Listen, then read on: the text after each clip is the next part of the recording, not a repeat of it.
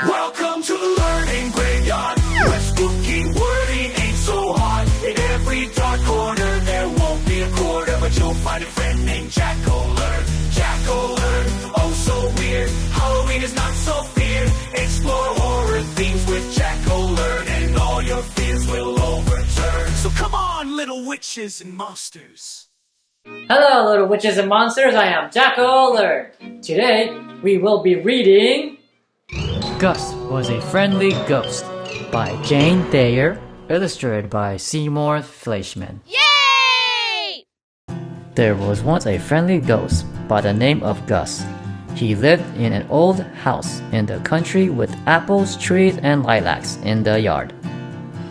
Mr. and Mrs. Scott and their twins, Susie and Sammy, lived there too in the summer. The old house had an attic, and sometimes the Scotts heard rattles and clanks in it. That was Gus. The Scotts didn't believe in ghosts, so they didn't believe in Gus. Still, when they heard the rattles and clanks, they liked to say to their friends, "We have got a ghost!" The Scotts made Gus feel welcome in the old house, so Gus liked them. He especially liked Mrs. Scott. She was so pretty. He wanted to please them all, so he rattled and clanked in the attic, the way ghosts are supposed to do. "We have got a ghost," said the Scotts proudly, though they didn't believe in ghosts. Then autumn came, and the Scott family left.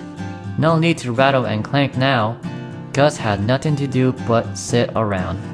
One day he was so lonely, sitting around by himself, that he went for a walk, and he met a mouse.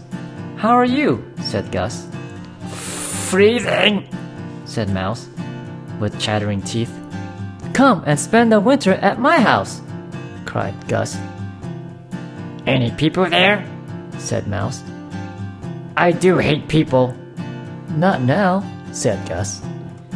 Mouse scurried about the house. It seemed a good place to spend the winter, but it was chilly. "Let's build a fire in the fireplace," said Mouse, with chattering teeth. "I'll get a match." He scurried to the kitchen, but the Scotts had taken all the matches away on account of mice. "Brother!" cried Mouse. Gus had never built a fire. Ghosts never get cold. But he wanted Mouse to be happy in his house. So he said some ghostly words he knew, and a fire began to blaze in the fireplace. "Well," said Mouse with delight, "let's have a bite. I'll look in the cupboard." He scurried to the kitchen, but the Scotts had taken all the food away on account of mice. "Brother!" cried Mouse. Gus had never cooked a meal.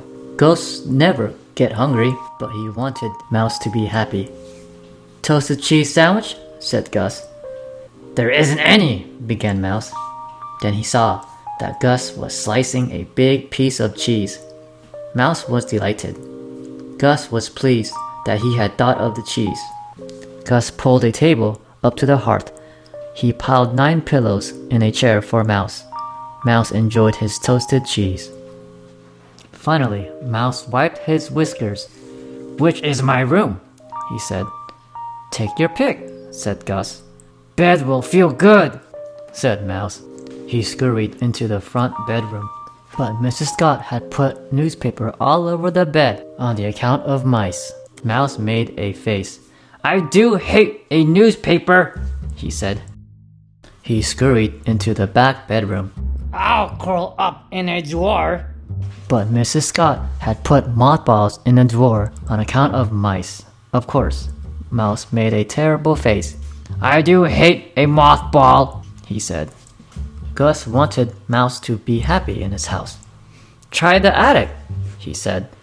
Mouse ducked into a hole in the wall that Gus showed him, and found his way to the attic. He burrowed into an old mattress and went to sleep in the stuffing. Gus washed the dishes. He was delighted to have Mouse in the house for company. When Mouse woke up, he scurried downstairs and said, "How do I get out of here?" "Don't go," cried Gus. "Aren't you hungry?" "What are we having for dinner?" said Mouse. Gus began to be very busy. Mouse liked his 3 meals a day, with nibbles in between, so Gus put on an apron. He got out a cookbook. He looked up all the things a mouse might like to eat. He piled sugar all over the floor. He got flour all over his face. He burned his fingers, but he made macaroni and cheese and cheesecake. He whipped up cheese soup and cheese sauces. He baked cheese bread and cheese biscuits, cheese popovers, and cheese pie. Mouse never had time to help. He was so busy with various matters. But Gus didn't mind. Mouse grew plump on cheese sauce. At night when it snowed, Mouse read to Gus by the fire. Sometimes they played checkers. Sometimes they popped corn. Firelight flickered on the old window panes, and smoke curled up the chimney. No one was near to notice. But at last the snow melted and the sun grew warm. The buds on the apple tree swelled. The lilacs burst into bloom. And one day a car drove into the yard. The Scotts were back. When Mouse heard Susie and Sammy running through all the rooms, he dug into the hole in the wall and rushed to the attic. When he peeked out of the mattress and saw his friend Gus, he cried angrily, "I'll scare them away!" "Why? They are nice," said Gus in surprise. He was glad to see the Scotts, especially Mrs. Scott. But Mouse had been so happy in the house, with Gus cooking and everything, that he was furious to think the Scotts had come and spoiled it. Gus couldn't cook with Mrs. Scott in the kitchen. So Mouse scampered down to the parlor when the Scotts were playing checkers. He ran back and forth inside the wall. Patter, patter, patter, patter, patter, to scare them away. "We got a mouse," said Mr. Scott. But the Scotts weren't scared away. "What do you want to do that for?" said Gus to Mouse. Mouse paid no attention. He scampered into the kitchen. He nibbled a piece of blackberry pie and tracked the juice around. He chewed open a box of marshmallow cookies. He spilled some tapioca. "Behave yourself," said Gus. Mouse scampered into the bedroom and chewed a hole in a pillow for good measure, but the Scotts weren't scared away. So Mouse scurried up to the attic after the Scotts were in bed and stamped about over their heads, making all the noise a mouse could possibly make. Finally, Mr. Scott said, "I'll set a mousetrap." The next day, Mouse saw a new thing in the attic and smelled something good. He was so hungry. His nose quivered. He creeped closer and closer. "Keep away!" cried Gus. "It's cheese!" cried Mouse. "It's a trap to catch you!" said Gus. "Danger! No, no! Beware!" He put up a sign that said danger when Mr. Scott didn't catch Mouse. He set another trap, then another. Gus kept putting up signs that said, "Beware." "Why can't you folks get along?" cried Gus. "No, don't do it. Halt! Halt! Look out! Stop! Danger! Stop! Danger! Keep away! Stop!" But the more mouse traps Mr. Scott set, the more Mouse stamped about among the danger signs to scare the Scotts away. Gus began to be really worried. He didn't want his friends, the Scotts, bothered, and he didn't want his friend Mouse hurt. "I'd never forgive myself if anything happened," he said. Then one day, Mouse became so determined to scare the Scotts out of the house that he popped up on a kitchen shelf, bold as brass. When Mrs. Scott reached for the cereal, "Help!" screamed Mrs. Scott, running away. That was the last straw when Gus saw Mrs. Scott, who was so pretty, scared out of her wits. All of a sudden, he pointed his finger at Mouse and roared, "That's enough!"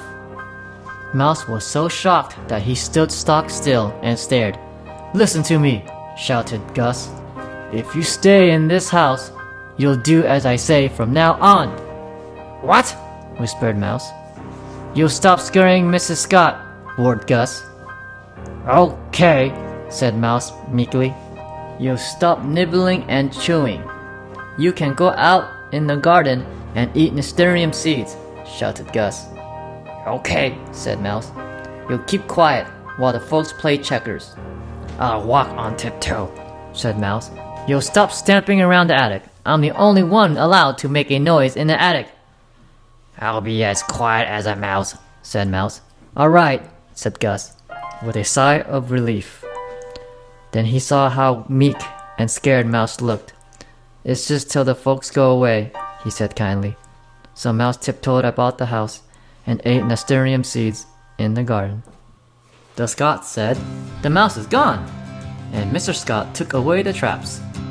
Gus rattled and clanged extra loud in the attic, so the Scots could say, "That's our ghost!" And when the Scots went away for the winter, Gus and Mouse had a celebration with cheese croquettes for dinner. Ooh, that was spectacular! You can get yourself a copy at any online bookstore or Amazon. Be sure to support your authors. Well, until then, you have a wonderful night. Bye-bye. Jacko!